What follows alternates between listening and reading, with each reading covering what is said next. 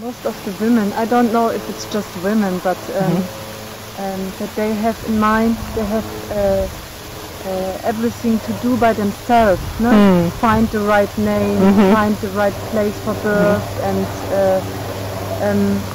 so do you have maybe some suggestions how it could be easier for them to surrender to this inner guidance and the guidance of nature and the surrounding of your...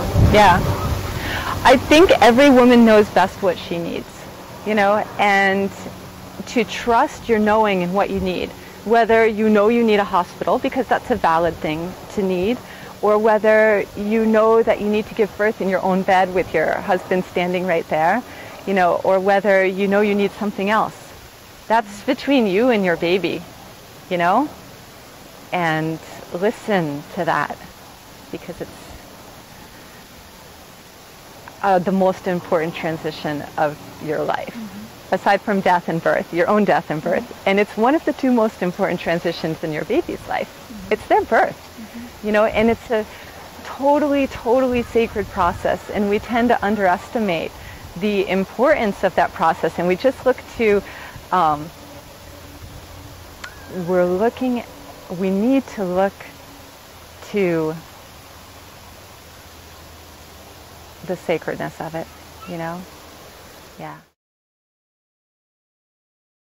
A mother who gives birth in a way that's empowering is a powerful mother, you know, and she knows that she has the ability to take care of her baby, and she knows that whatever comes, she can handle it, because she's already given birth, you know, whereas a mother who has been disempowered, I don't see that quite as much, you know? I see sometimes doubt, you know, not sure if they can breastfeed, not sure if they can deal. It's so personal though, you know. Some women come through totally strong and fine anyhow. I don't know.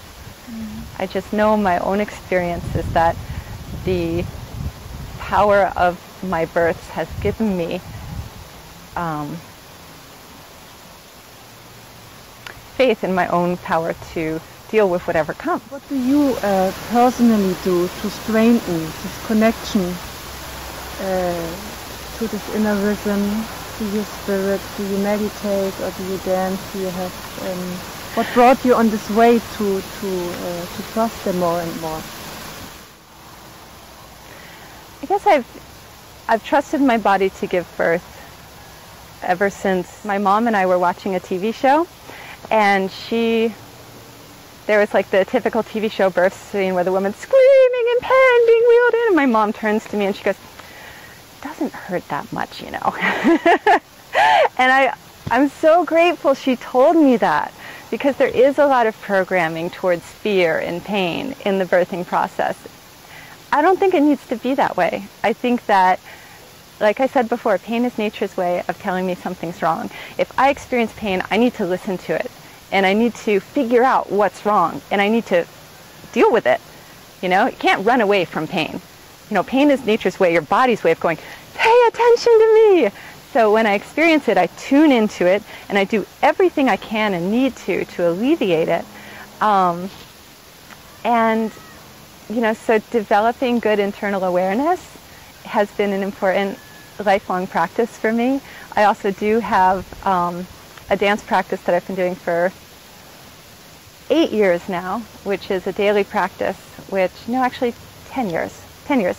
It's a daily practice, and it allows me to get really tuned in to my internal environment and, you know, my central core channel, because it involves a lot of isolation, control, and sort of yogic awareness.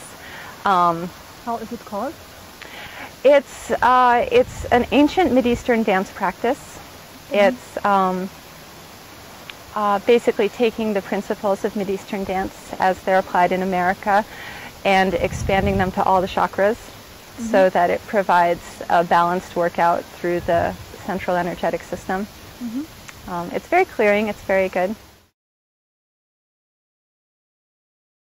I mean, I think that, you know, as far as giving birth goes, it's not necessary to have an advanced yogic practice. I'm sure it helps. And I think that safety in one's environment, like feeling really good about everyone who's present in the environment, that you're giving birth in is really, really, really super critical. Super, super crucial. And basic physical fitness, I think, is highly important and desirable because labor is definitely an athletic event, and it definitely uses a lot of physical resources. For me, in my experience. But everybody has different experiences of labor. You know, I've heard of people who don't even know they're in labor until the baby's actually coming out. So, but they're the lucky ones. Because I've always found it to be work, like a lot of work. So that's just me. And being able to channel the energy appropriately and having helpers who are aware of that. Like I remember during my first labor, I was doing this thing while I was giving birth where I was going like, oh, when I was in the pushing stage, right? And my midwife is like, what's going on? Do you feel the baby moving? And I'm like, well, it feels like the baby's staying in the same place and I'm going up. And she's like, okay. So she puts her hand on my head and a washcloth on my perineum. She's like, next time you get a contraction, I want you to imagine, like on my perineum, like underneath, I want you to imagine the energy coming in from the top of your head and going all the way out, down through here, okay? And so I did that, and the next contraction, and my partner said, it moved, because the baby just like visibly went boom. And then I remember having another friend who gave birth 3 years after me. She had the exact same experience, gave birth in a hospital. She was also a dancer. Had the exact same experience where when she was actually pushing, in the pushing stage, she was going, oh, on the side of the hospital bed. Never received that advice. Took 3 hours to push the baby out.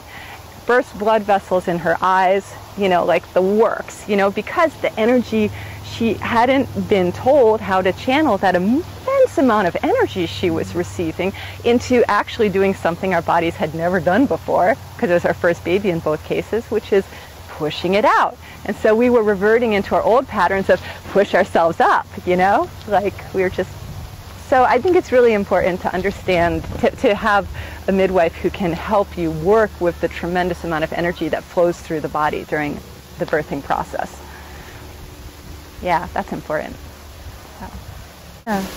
So I think what is important to say is that we don't say anything about hospitals and that they have their place, and sure. that no woman should feel bad if to choose this way, but that we want to encourage women to just get more in tune with their bodies, with their inner wisdom, with their heart. And give birth in this space. Or you agree, I think, or? Oh! Yeah, it's such a personal decision, and it's going to affect your entire life, you know, so make the choice that's right for you, for sure. But don't be too afraid. The fear doesn't help, usually. Okay, I have one more last question. Yeah. And it's about, we have the online healing center. It's called The Fire of Your Heart. Okay. And my question is just, what is the fire of your heart in your life? Dancing. Yeah. So this is where you get your inspiration, and your bliss, and your inner luck. And my ecstasy. Yeah. And your ecstasy. Yeah. Okay. Hi, Lila. Yeah, look at you strong little girls pulling that along. Like two butterflies. They're so beautiful. Okay, Debbie, thank you very much. Yeah, thank you. My pleasure.